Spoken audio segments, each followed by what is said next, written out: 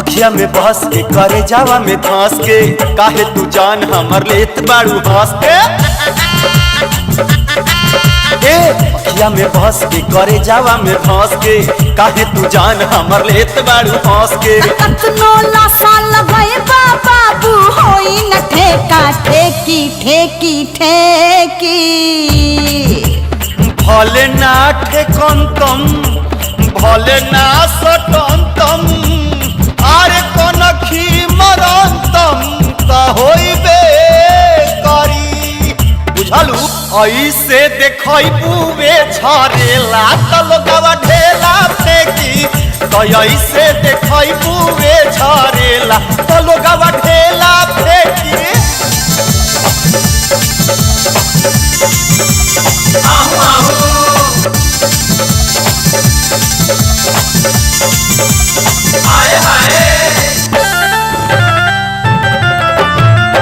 के कर मजाल बाकी फेंकी हम पे ढेला पीछे पीछे झूठो के जुटावेला झमेला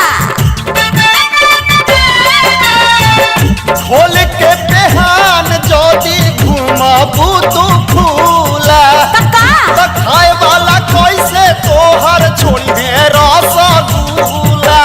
अतनो तू करवा आगा पाछा तबो न तोहरा भेटी भेटी भेटी मुँह लटकल रहा चूसा चूसंतम धारा धरंतम अमाजा मरंतम त होइबे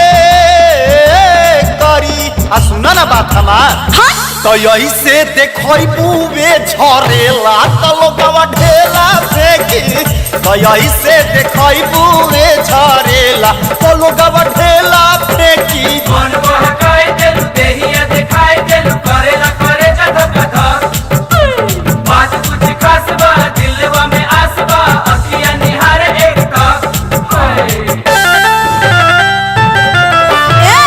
जनी दादागिरी करा सटा जानी भीरी नहीं त छड़ाई देव सब मजनू गिरी बुझला होश में रहा बाट चैलेंज तोहके दुल्हन बनाईब जिंदगी के साथ तहरा संग ही पुराईब ऐसे खीस बरई बाबा बूटी बब तोहर नरेटी हाँ नरेटी तहरा माई के सास कहंतम तहरा बाबू के ससुर कहंतम आ तहरा भाई के सार कहंतम त होइबे करी बुझलू तोहरा के पिटाता तो ऐसे देखई बुवे झरेला त लोगवा ढेला फेंकी तो ऐसे देखई बुवे झरेला त लोगवा ढेला फेंकी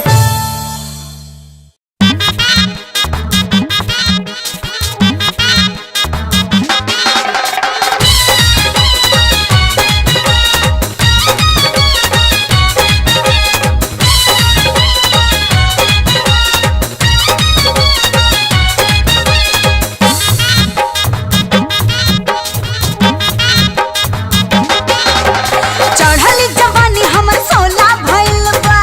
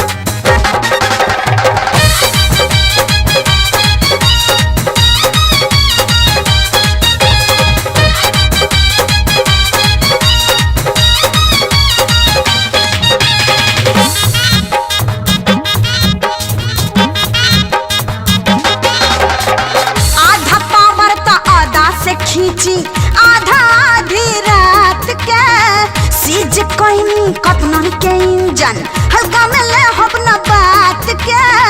तो एक बेर सट के देखो आधा पावर तो आधा से खींची आधा आधी रात के सीज कहीं कतनन के इंजन हल्का में ले अपना बात के अरे महताजी हरले पोड़ा पछड़ले तू दे जाओगे कहत चिरले पूरे दिन शर्मा के शान के अच्छा हिम्मत का सामने आई जादो जी धोती बांध के हिम्मत का सामने आई जादो जी धोती बांध के ए जादो जी बोला ये हमार जहाज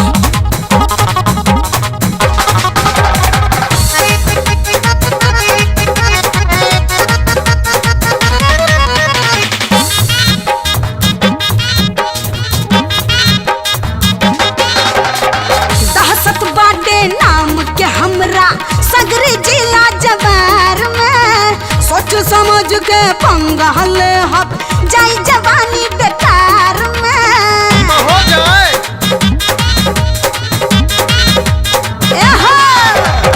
दहशत बाटे नाम के हमरा सगरी जिला जवार में सोच समझ के पंगा ले हक जाई जवानी बेकार में आह के चीख निकाली कतना पिस्टल हो जाला खाली आफत में डाली परान के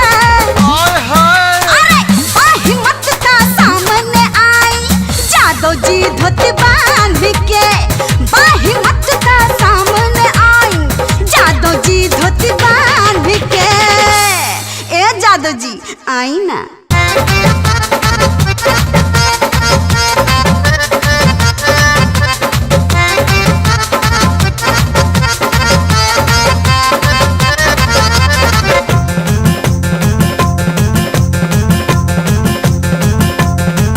हम सज के सवर के तैयार आईनी हम तोहरे ला सर हो सिंगार कईनी हम सज के सवर के तैयार आईनी हम तोहरे ला सर हो सिंगार कईनी देहिया के केयर करो आज सुनर दिन बा सन सन मान करी देखे वाला सीन बा एको बेर पलट के देखा एको बेर पलट के देखा चीज की हसीन बा एको बेर पलट के देखा मौसम रंगीन बा एको बेर पलट के